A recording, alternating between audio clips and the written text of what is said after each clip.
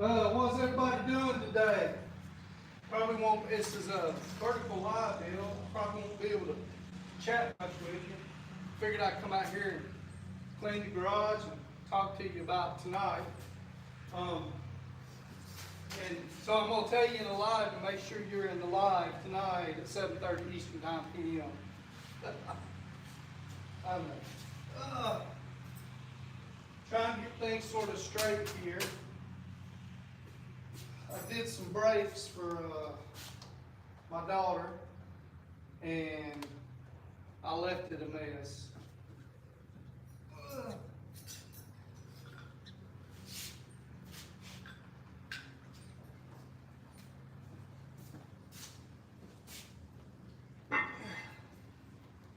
So, trying to get things cleaned up a little bit here.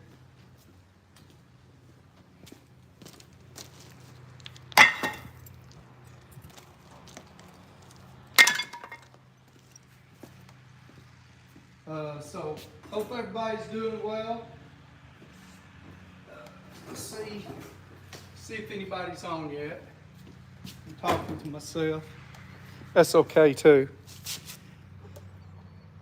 One person. Glad you're joining me. What I need to do is put me a TV up. Join the live. I got a TV back here, but yeah. Join the live on my own.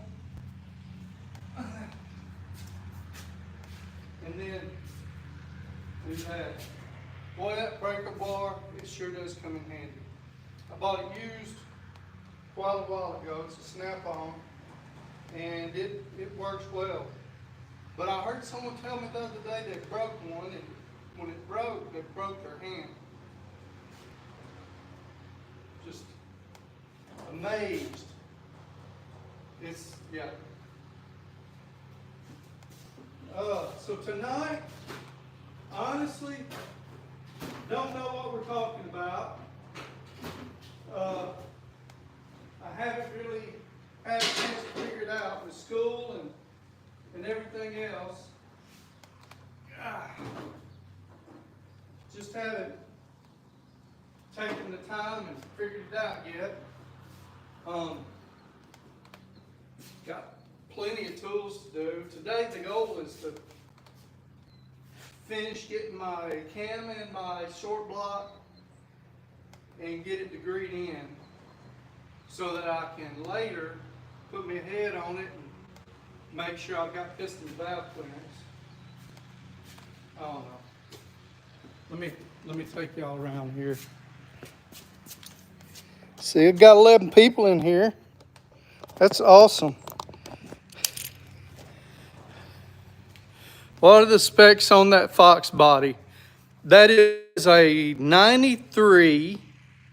It wasn't a GT. It was actually a 4-cylinder, I believe. And someone turned it into a GT or something. It had a 347 in it. And this is this block right here. I didn't realize it. I've beat all that. But they had, I don't know if you can understand what that is, but that's the corner of the block.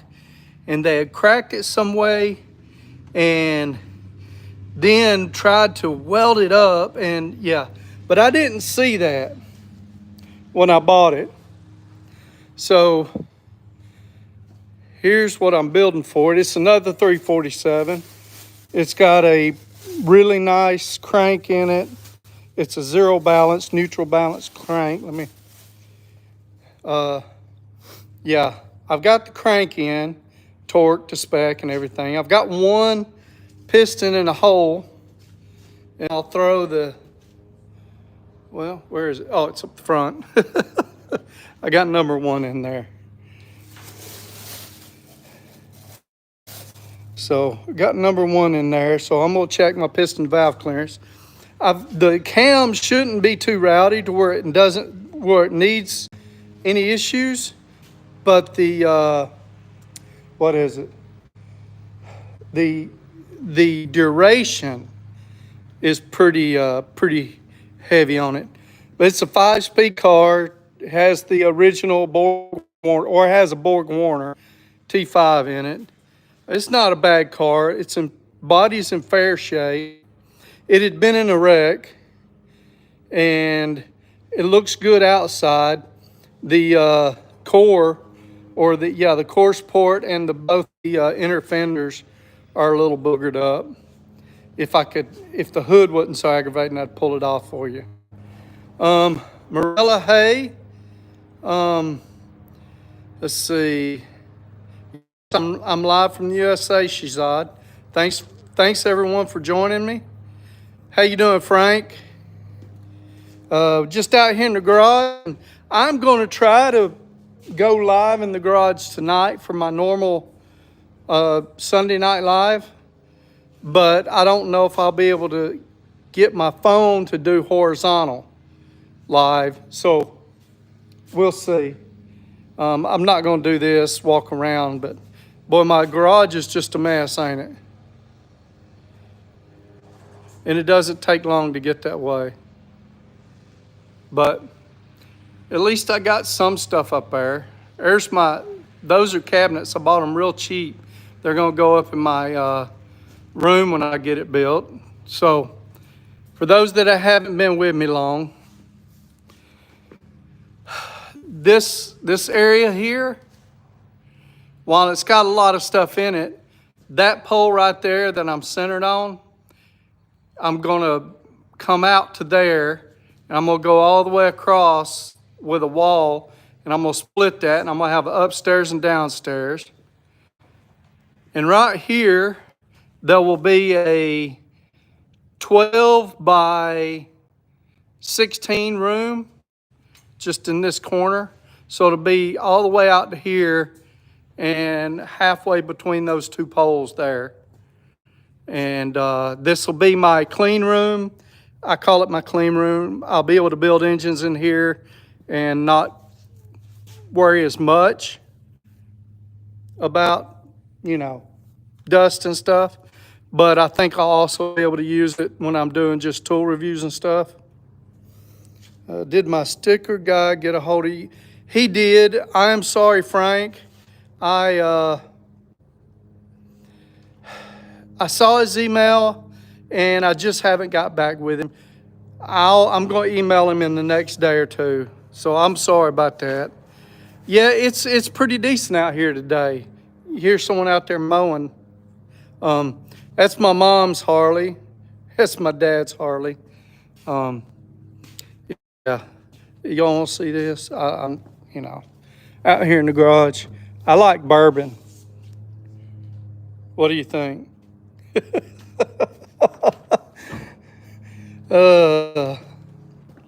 Okay. So I keep some of my stock here. So I got parts. This is all parts for the Fox body for the 347. Clean room, pretty much where I'll go in and be able to work on smaller items and I could air condition it easy at wet bar. The wet bar is going to go up in that corner. That's exactly where it's going to be, and it's going to be, 2.5 poles. It's 16, 17, 18, 19, 20 foot by 16. So that'll be my man cave. And then this corner upstairs, I'm going to put a lot of tooling that I don't use a whole lot, but it's real handy. And I'll have it up there in a position where I can use it, like all my knife sharpening stuff, all my ammunition loading stuff, anything that has to do with, grinding it, except for my normal stuff that I use every day. So I'll have like belt sanders and stuff up there. They just won't use them for and stuff unless I get a vacuum system.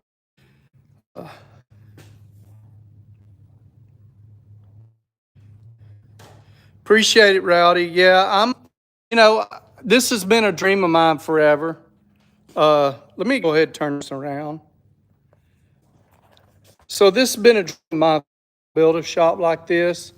And I put up the money and had a lot of it up when I before 21, but I never had the time to fool with it. Actually, in 20, I had the dirt work done, but I didn't know enough about everything to do it. And I had someone set up to build the building, but I didn't understand everything, and ended up not using him. He was too far away. It was too much trouble to get in touch with him. It just, something was off, and then I waited too long. COVID happened, and in 21 the price of wood went crazy. I could have got this building built for $20,000 cheaper. Probably about 15,000, 10 to 15,000 cheaper. And but I waited. I didn't start this till July, I think, of 21. So July, I called up someone. They gave me a price. It was a fair price, and they did basic wiring, the bubble foam in here, which in all reality, I take it or leave it. Maybe it helps, maybe it don't, but it means I can't spray foam in here if I want to. Hold on.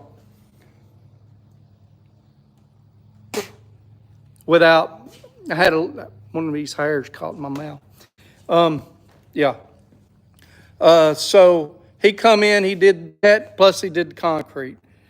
And it was, I forget how much it was. I want to say it was, I don't remember. I want to say all in, before I started doing anything, it was about 50.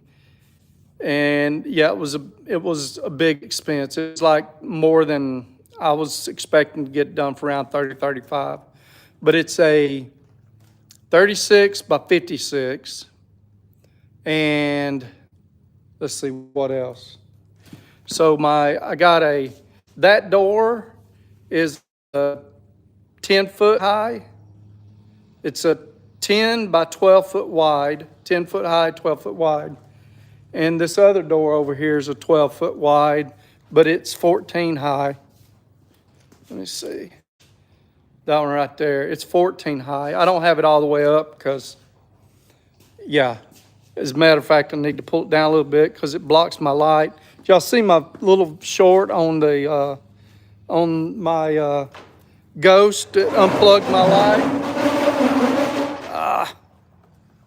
Yeah. So that was the light. I got it. My wife lifted me up in my forklift, so I could plug it back in. Howdy, Bruce. Hey, if you got any questions, Rowdy, you can hit me up here, hit me up in the live, or whatever. You got questions? I'm willing to help anybody that's thinking about building a shop. Give them help, give them information. I don't want anyone to experience any of the issues that I had. And all of the issues I had, 99% were because I didn't understand what I needed or what I wanted. And I thought I did. I thought I knew exactly what it was. But there's more to it than knowing the size. I had figured out. 16-foot ceilings, perfect. Lift in here, no big deal. For my RV, I can in here and so I can back it in here. No, it's a Patriot or something like that. I got it in Menards. It was about $600, and boy, does it work great. But yeah, Randy, get with me, man. I'm willing to help anybody out. My biggest issue that I have with my building is the concrete and the fact that I got one corner that's dropping on me, and it's hard to see. Maybe if I can get y'all in here. If you'll look, I'm gonna turn you around. See that paint line? That's how much this corner has dropped. And this ain't even all the way at the corner, but my big toolbox is in the way. So, and plus I have these 4x4s in here, giving support on the back of my little loft deal. And because it dropped since since I put them in, yeah, they're loose, doing nothing for me. What else? Any other questions?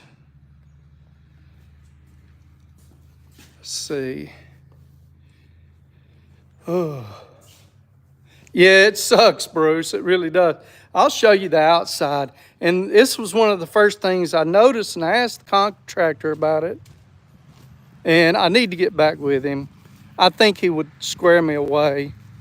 But he said it wouldn't be an issue, but it's becoming an issue. So let me turn you around here. This is that corner. And I'm losing my feel out of here, but there's an even worse thing about it. Yeah, maybe you can, nah, that ain't it. Here we go. Maybe you can see in here. There's space. There's that black you see, that space, that right there, that's my concrete pad, the bottom of it. The rest of that, space. So, yeah. And it's like that along the whole length of it. You see that one board out there bulging out real bad? See how I'm bulging out real bad? So what I need to do is I need to come in here and I'm gonna pour me a concrete trench all the way down through there to hold everything in. That's step number one. Step number two is going to be getting in here and covering up these gaps, or at least this top one. Covering it up. Step three, I'm probably gonna buy one of those injection pumps that's for this so I could pump it full of a slurry and raise it back up. And that should fix it. Do not do the support foam. Yeah, I'm not gonna do support foam. Wow, 3 days and a few months. Yeah, I'm not gonna do the support foam. I thought about it. But yeah, I don't think that's what I need. Here's the yard. It's a little, I need some upkeep. My son just gave me that back, so I'm gonna get to working on it. That Ford pickup. That truck, I've had it since 2010. And there's my Ranchero that one day will be a fast, straight car. There's my other son's truck, and there's the old John Deere. Yeah, I live out in the country.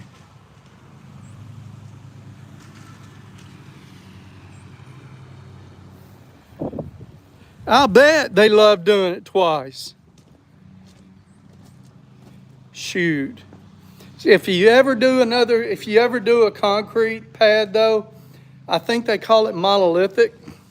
Make sure it's monolithic. I wish they would have dug out around my perimeter and poured it all the way to the ground.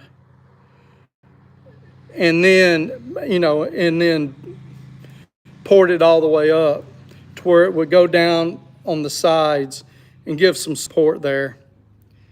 Have to buy out 4 neighbors in California to build something like, oh yeah.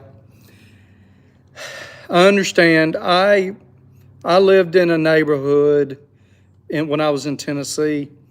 I had a nice little house and it sold. Y'all can look it up. 1567 Armistead Drive, Clarksville, Tennessee.